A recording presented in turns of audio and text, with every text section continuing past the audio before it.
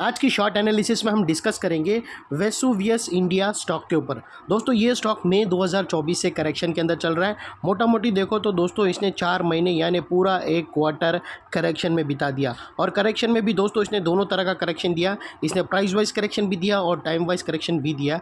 Price wise correction के अंदर stock काफ़ी हद तक डाउन साइड करेक्ट हुआ और टाइम वाइज करेक्शन के अंदर स्टॉक ने साइडवे कंसोलिडेशन किया, एक स्ट्रॉन्ग बेस बनाकर अल्टीमेटली इसको ब्रेकआउट किया है। और फिलहाल ये स्टॉक को देखो तो दोस्तों यहाँ पर मल्टीपल पॉजिटिव फैक्टर्स एक साथ ब्रेकआउट हुए हैं, जिसके तहत ये स्टॉक करंट लेवल से अपसाइड में 10 से 12% रनअप के लिए रेडी है। लेकिन दोस्तों इसमें कोई भी हमारी बाय सेल होल्ड रिकमेंडेशन नहीं है। ये प्योरली एजुकेशन पर्पज से मैं अपना पॉइंट ऑफ व्यू आप लोगों के सामने शेयर कर रहा हूँ। कोई भी पोजीशन लेने से पहले अपने एडवाइज़र को एक बार ज़रूर कंसल्ट कर लेना। दोस्तों आप लोग देख सकते हो कि ये वो टॉप था जहाँ से करेक्शन स्टार्ट हुआ था और यहाँ से कुछ ऐसी downward sloping parallel channel stock के अंदर बनी थी। और जब तक स्टॉक ये डाउनवर्ड स्लोपिंग पैरेलल चैनल में था, स्टॉक ने प्राइस वाइज करेक्शन दिया और यहाँ back to back lower lows hit हुए। दोस्तों अगर आप देखो तो पहला लोअर लोज यहाँ पर हिट हुआ, सेकंड लोअर लोज यहाँ हिट हुआ, थर्ड लोअर लोज यहाँ पर हिट हुआ और फोर्थ लोअर लोज यहाँ हिट हुआ। और जैसे ही दोस्तों ये downward sloping parallel channel upside में ब्रेकआउट हुई, इसने मल्टीपल हायर हाइज को एक साथ ब्रेक करके उसके अबाव हाई वॉल्यूम क्लोजिंग देकर कंफर्म कर दिया करेक्शन कंप्लीटेड। यहाँ पर दो बड़ी चीज़ एक साथ हमें मिली दोस्तों। पहला तो downward sloping parallel channel upside में ब्रेकआउट हुई, जिसके वजह से जो स्ट्रेट डाउनसाइड फॉल आ रहा था वो रुक गया। और सेकेंडली इसके अंदर जो back to back lower lows hit हो रहे थे वो स्टॉप होके उसके अगेंस्ट में first time higher highs register हुआ, जो हमें कंफर्म करता है कि स्टॉक के अंदर बॉटम लग गई है। करेक्शन कंप्लीटेड, ट्रेंड इसका चेंज हो चुका है, करेक्शन का ट्रेंड बाई साइड पर शिफ्ट हो चुका है। अनलेस एंड अनटिल यहाँ पर कोई नया लोअर लोज ना मिले या फिर पुराने लोअर लोज के नीचे क्लोजिंग ना दे दे, तब तक हम यही मानकर चलेंगे कि करेक्शन कंप्लीटेड और बॉटम यहाँ पर लग चुकी है। और दोस्तों बात कर लेते हैं यहाँ पर डाइवर्शन का।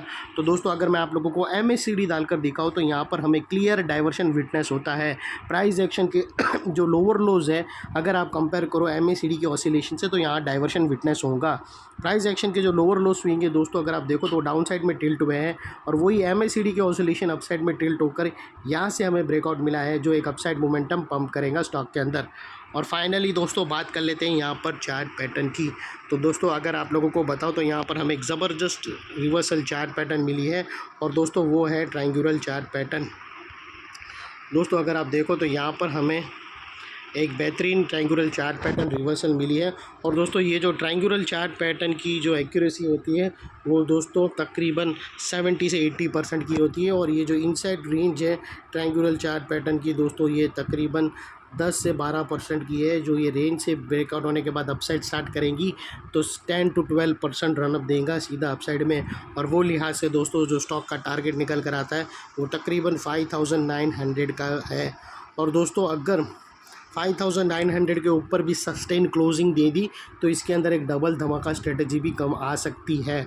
तो और फिर वो तो और भी स्टॉक के टारगेट्स बड़े रिवाइज करेंगी। और दोस्तों ये टारगेट अचीव होने से पहले बीच में कुछ रेजिस्टेंस है जो ये स्टॉक फेस करेगा, जिसको हम ब्लू में कर देते हैं। दोस्तों ये कुछ रेजिस्टेंस रहने वाले जो स्टॉक फेस करेगा।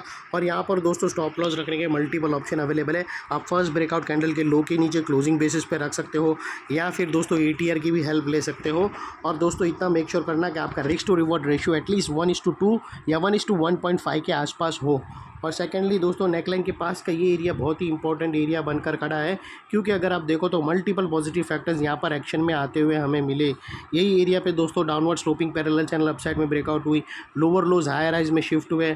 यहाँ पर ही दोस्तों MACD के थ्रू क्लियर डाइवर्शन मिला और अभी एक ट्रायंगुलर चार्ट पैटर्न ब्रेकआउट होते हुए मिली। तो दोस्तों जो एरिया अभी तक एक स्ट्रॉन्ग रेजिस्टेंस था वो अल्टीमेटली स्ट्रॉन्ग सपोर्ट बनकर खड़ा है।